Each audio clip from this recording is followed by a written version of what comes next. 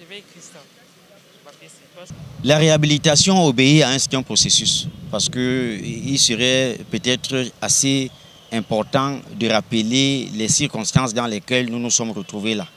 Parce qu'à l'annonce de la cession de 100% des actifs de Bolloré au groupe MSC, la délégation du personnel, le collectif délégué du personnel de Bolloré Transport du Cameroun et de au Cameroun a saisi l'employeur pour lui faire savoir que si jamais la vente venait à être effective, qu'il sache que l'article 42 s'appliquerait. Et l'article 42 a deux alinéas. L'alinéa 1A qui stipule, je cite, « S'il survient un changement de la situation juridique d'une entreprise, notamment la succession, la vente, la mise en société, la transformation de fonds, les emplois subsistent entre l'ancien employeur, entre le nouvel entrepreneur et le personnel. » Et l'article alinéa 1B, si les travailleurs souhaitent que leur droit leur soit payé avant tout changement de la situation juridique de l'entreprise, il faudrait donc en ce moment-là qu'ils saisissent l'inspecteur du travail du ressort. Dans ce cas donc, l'alinéa précédent ne s'applique plus. C'est ainsi donc que nous avons saisi l'inspecteur du travail, comme le veut l'alinéa 1B, afin que nos droits soient payés entièrement avant tout changement de la situation juridique. Nous étions donc 420 qui avons rédigé ces lettres. Nous les avons transmises à l'inspecteur du travail, à la délégation régionale du travail, parce que c'est l'inspection du ressort. Ces lettres donc sont censées encore se retrouver là-bas. Pourquoi ? Pour une négociation, parce que lorsque les lettres sont transmises à l'inspection du travail, c'est pour la négociation et non le licenciement. Malheureusement, ces lettres ont été transmises nuitamment à l'employeur.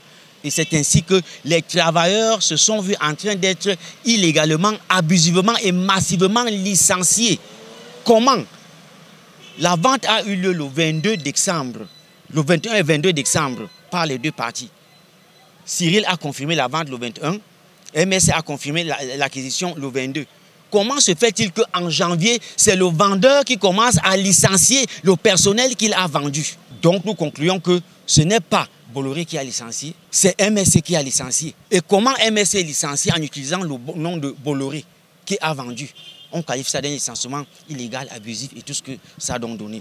Maintenant donc, ces courriers donc, les délégués étant concernés par ces courriers, le délégué du personnel étant un employé protégé, il fallait donc l'autorisation de l'inspecteur du travail pour pouvoir licencier les délégués du personnel. Et le licenciement des délégués du personnel obéit à une certaine logique, l'article 130 du Code du travail. Donc il faut une enquête préalable. Donc on auditionne les délégués du personnel et son alinéa 2 dit que tu ne peux pas licencier un délégué du personnel dans l'exercice de ses fonctions. Or nous étions dans l'exercice de nos fonctions. Et l'alinéa 1 même n'a pas été respecté. L'audition, certains délégués du personnel n'ont pas été auditionnés et ils ont été licenciés. Maintenant donc, les délégués du personnel sont retrouvés dans cette situation. Ils ont donc saisi leur président de syndicat, le président du Cétrasosman, Jean-Marie Yossa, pour lui dire que nous avons été abusivement licenciés et qu'il fallait qu'il attaque cette décision. Et il faut noter ici que le président, le camarade Jean-Marie Yossa, est lui-même délégué du personnel. Il n'est pas n'importe quel délégué du personnel, il est membre de l'ordre des membres du dialogue social de Genève. Donc ce n'est pas n'importe qui dans le cadre du dialogue social dans la zone portuaire.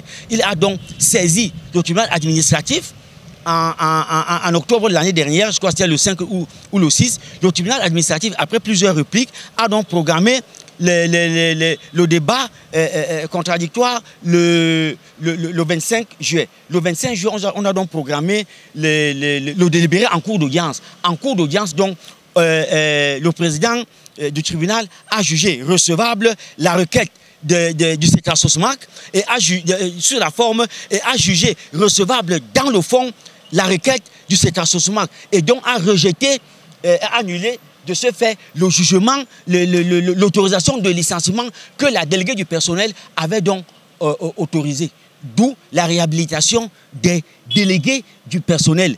il faut noter ici que c'est madame la déléguée régionale du travail, la sécurité sociale, qui avait ordonné délivrer cette autorisation de licenciement pour 15 délégués du personnel. Ce n'était pas individuel, c'était collectif. C'était un licenciement collectif, une seule décision pour 15. Nous étions 22 délégués du personnel.